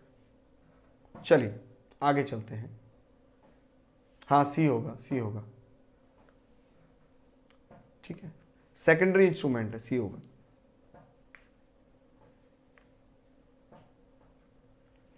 चलिए नेक्स्ट क्वेश्चन पे चलते हैं। ऑड वन फाइंड करना है, whether the given cell is rechargeable और नॉट, ये पता करते हुए कि भाई रिचार्जेबल है गिवन सेल या नहीं, ये जानते हुए हमें ऑड वन फाइंड करना है। फाइंड करिए, ऑड वन फाइंड करना है, फाइंड करिए, ऑड वन फाइंड करना है, फाइंड करिए, बताइए ऑड वन फाइंड करना है, फाइंड करिए, ऑड वन फाइंड करना है, फाइंड करिए, ऑड वन फाइंड करना है बेटा, फाइंड करिए। देखिए जो ये लिथियम सेल है ना बेटा, ये मेरी प्राइमरी सेल है बेसिकली, इसे हम लोग रिचार्ज नहीं कर सकते, इन सबको हम लोग रिचार्ज कर सकते हैं, ये सेकेंडरी सेल है।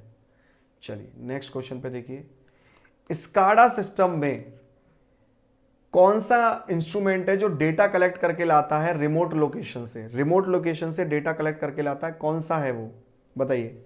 कौन सा स्काडा सिस्टम में पार्ट है जो रिमोट लोकेशन से डेटा कलेक्ट करके लेके आता है? जो रिमोट लोकेशन से डेटा कनेक्ट करके लेके आता है, कौन सा पार्ट है? पीएलसी, पीएलसी लेके आता है। अच्छा, और बताइए कोई और बच्चा? आरटीयू, कोई बच्चा कह रहा है आरटीयू। आइए देखते हैं ध्यान से, यहाँ पर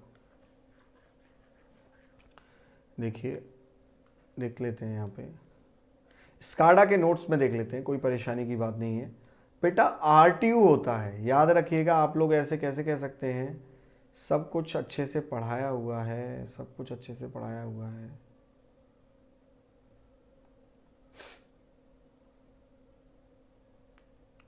देखिए बेटा, ये जो आरटीयू है ना, ये क्या करता है सिंपली बेटा, साफ साफ बेटा यहां पर लिखा हुआ है, RTU with the help of sensor monitors production process at remote site and transmit all the data to a central station where it is gathered and monitored। Simple है बेटा, ये अब रिमोट लोकेशन से लेके आता है डेटा को और कहां पे देता है? सेंट्रल स्टेशन पे दे देता है। सिंपल सी बात है, आरटीयू, ठीक है, रिमोट टर्मिनल यूनिट। और आरटीयू के बारे में मैं और भी चीजें यहां पर आप लोगों को बताना चाहूंगा, पेपर में जो पूछी जाती हैं वो भी, ठीक है। ध्यान से देखिए, आरटीयू के बारे में मैं यहां पर और भी चीजें बताना चाहूंगा। ये देखिए, ये जो आरटीयू है, ये देखिए, आरटीयू बेसिकली क्या होता है, याद रखिएगा बेटा। ये जो आरटीयू है, इसके सीरियल पोर्ट होते हैं, कई प्रकार के आरटीयू के सीरियल पोर्ट होते हैं, RS-232, RS-485, RS-422, ये सब बेटा क्या होते हैं हमारे? ये सीरियल पोर्ट होते हैं आरएस के, ठीक है। ये सब आरएस के क्या होते हैं? सीरियल पोर्ट होते हैं, ठीक है। सब सीरियल पोर्ट होते हैं, सब आपको जानने की जरूरत है, ठीक है। ये कुछ फुल फॉर्म जानने की जरूरत है आपको। देखिए, आरटीयू आर्किटेक्चर, आरटीयू के आर्किटेक्चर में सीपीयू होता है, volatile memory, non volatile memory, बहुत चीजें होती हैं। इससे जुड़ा हुआ एक टर्म होता है DNP3, ठीक है, डिस्ट्रीब्यूटेड नेटवर्क प्रोटोकॉल। मडबग्स, ये कौन सा प्रोटोकॉल फॉलो करता है? मडबग्स कौन सा प्रोटोकॉल फॉलो करता है? IEC 60870। बहुत सारी चीजें हैं बेटा, ठीक है। ये सब चीजें आपके यहां पे मौजूद है। चलिए, तो आरटीयू फिलहाल इसका आंसर है। आगे चलते हैं हम लोग। अगर एसी ब्रिज मेरा बैलेंस है तो डिटेक्टर में करंट किसके बराबर होगा? तो डिटेक्टर में करंट किसके बराबर होगा? अगर एसी ब्रिज मेरा बैलेंस है तो डिटेक्टर में करंट किसके बराबर होगा? तो डिटेक्टर में करंट किसके बराबर होगा? बेटा, डिटेक्टर में करंट 0 होगा अगर मेरा बैलेंस है एसी ब्रिज, ठीक है। चलिए, अच्छा क्वेश्चन है। कह रहा है कि डीसी मशीन के 4 पोल हैं और ये पूरी आर्मेचर वाइंडिंग यहां पर बना के दी हुई है। बताइए कौन से टाइप की आर्मेचर वाइंडिंग ये है? कौन से टाइप की आर्मेचर वाइंडिंग है ये? बताएंगे आंसर, बताएंगे कौन से टाइप की आर्मेचर वाइंडिंग ये है? कौन से टाइप की आर्मेचर वाइंडिंग है? और आप लोगों को बेटा लगातार बेटा शेयर करना है कंटेंट। अगर आप एंजॉय करते हैं तो शेयर करिएगा सेशंस को और लाइव अटेंड करिएगा। चलिए, ठीक है, समझ में आ रहा है बच्चे? अब बताइए यहां पर कौन सा मेरा यहां पे ये वेव है, वेव वाइंडिंग है। आप देखो 2 पैरेलल पाथ बन रहे हैं ना, एक पैरेलल पाथ ये रहा, दूसरा पैरेलल पाथ ये रहा, ये एक पैरेलल पाथ है, ये दूसरा, ये वेव वाइंडिंग है। ये कौन सी वाइंडिंग है बेटा? वेव वाइंडिंग है, ठीक है, वेव वाइंडिंग है। ये 2 पैरेलल पाथ है, वेव वाइंडिंग है। क्योंकि देखो, अगर ये लेफ्ट वाइंडिंग होती तो A बराबर P होता, मतलब पैरेलल पाथ 4 बनते, पर यहां पे पैरेलल पाथ 2 हैं और पोल 4 हैं, तो ये वेव वाइंडिंग है।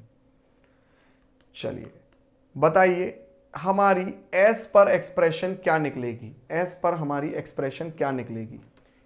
एस पर एक्सप्रेशन क्या निकलेगा? एस पर एक्सप्रेशन क्या निकलेगा? बताइए, एक्स पर एक्सप्रेशन क्या निकलेगा? एक्स पर एक्सप्रेशन क्या निकलेगा? सोच के बताइए, एक्स पर एक्सप्रेशन क्या निकलेगा? ये देखिए, एक्सऑर गेट है, एक्सऑर गेट है, तो एक्सऑर गेट में क्या है? ए यहां पर आ रहा है, बी यहां पर आ रहा है, तो A B plus A B लिख दीजिए। एक बार ए पे बार, एक बार बी पे बार, तो यहां पे ए पे बार, बी पे bar. D is the right answer, ठीक है, D is the right answer, हमारा D is the right answer, ठीक है। ए एक्सऑर बी हमारा यहां पर निकलेगा, सिंपल। और अगर सी में पूछता तो क्या निकलेगा? ये एंड गेट है, ए डॉट बी निकलेगा। सी पर अगर पूछता तो याद रखेंगे। For which of the following boundaries are not marked by legislation? कौन से, किसकी वजह से बाउंड्रीज हमारी, for which of the following boundaries are not marked by legislation? Question में क्या सही है क्या? For which of the following boundaries, अच्छा, are not marked by legislation.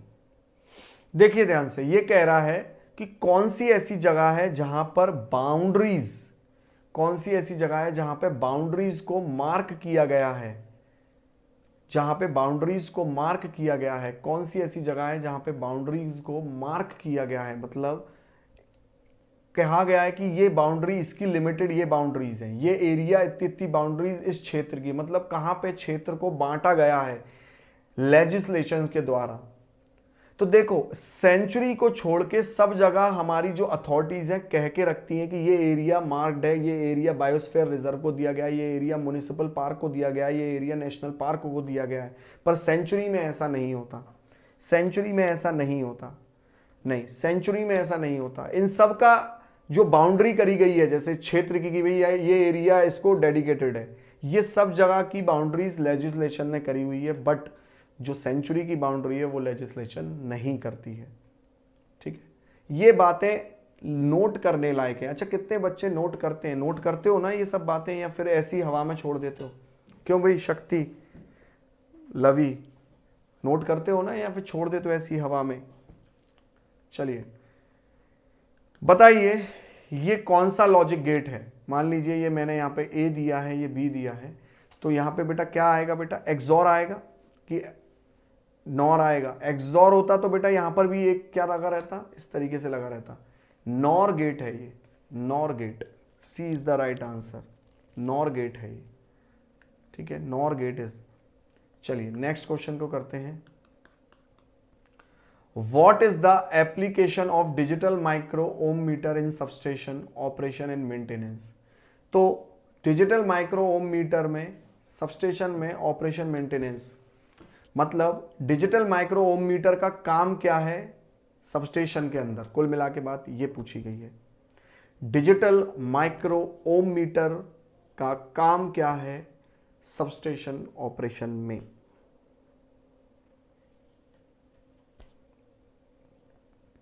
क्या काम करता है digital micrometer? Digital micro ohm meter क्या काम करता है? ये बेटा सर्किट ब्रेकर और आइसोलेटर कॉन्टैक्ट रेजिस्टेंस को मेजर करता है। ये सर्किट ब्रेकर या फिर आइसोलेटर के जो कॉन्टैक्ट रेजिस्टेंस होते हैं, मतलब जैसे ये फिक्स्ड कॉन्टैक्ट हुआ सर्किट ब्रेकर का, ये मूविंग कॉन्टैक्ट हुआ, ठीक है, ये मूविंग कॉन्टैक्ट हुआ, मान लीजिए ये मूविंग कॉन्टैक्ट हुआ, ठीक है, तो इसको क्या करता है बेटा? ये इसको क्या करता है?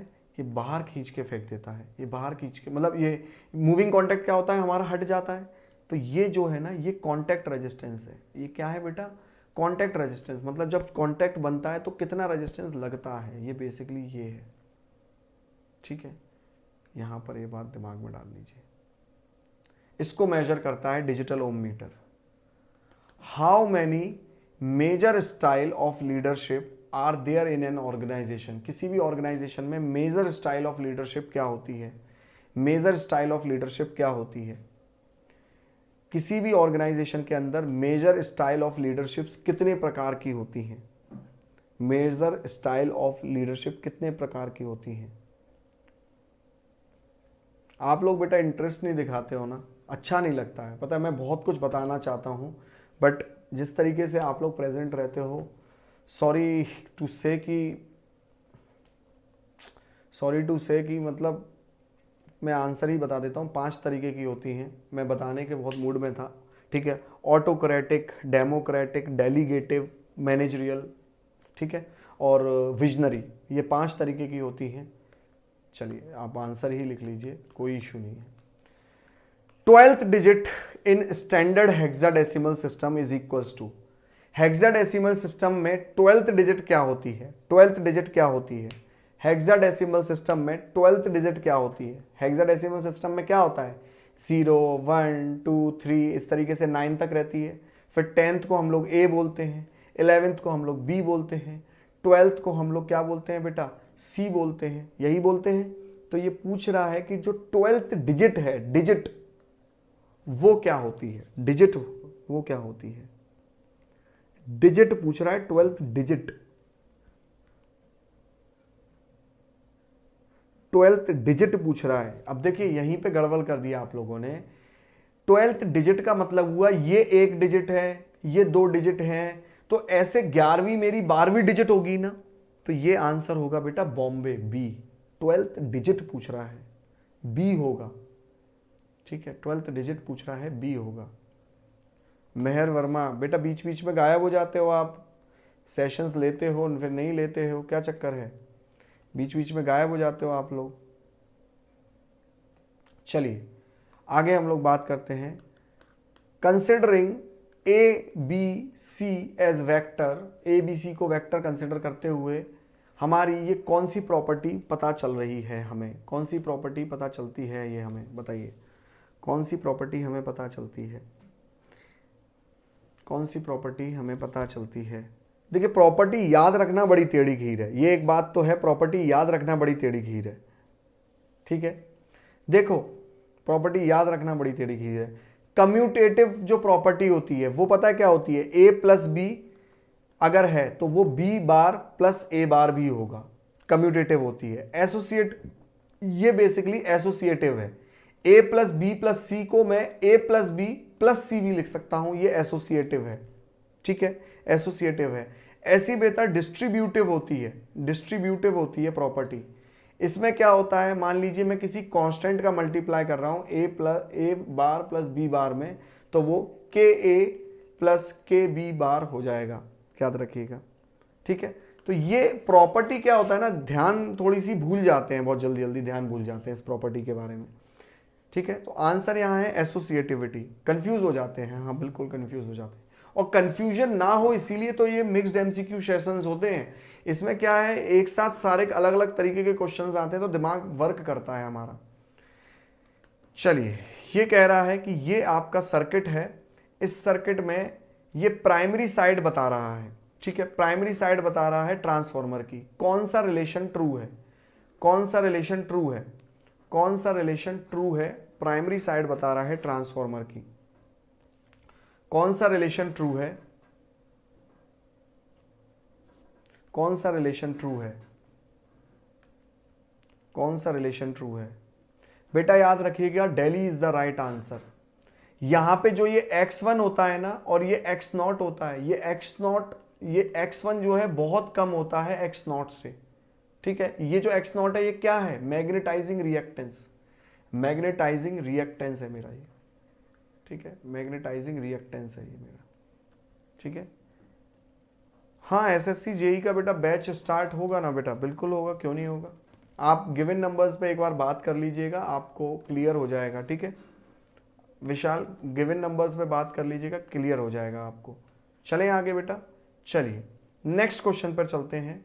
For any given electrical machine, किसी भी इलेक्ट्रिकल मशीन के लिए कौन सी इक्वेशन ट्रू है? और ये लास्ट क्वेश्चन है हमारे यूपीपीसीएल का बेटा, लास्ट क्वेश्चन है। कौन सा इक्वेशन ट्रू है? कौन सी इक्वेशन ट्रू है? इसका आंसर सभी बच्चे कमेंट करके बताएंगे। जो लोग रिकॉर्डिंग देखेंगे वो कमेंट करके बताएंगे, और जो लोग अभी लाइव हैं वो लोग अभी तो बताइएगा, सेशन एंड होने के बाद जरूर बताइएगा। ठीक है, जरूर बताइएगा।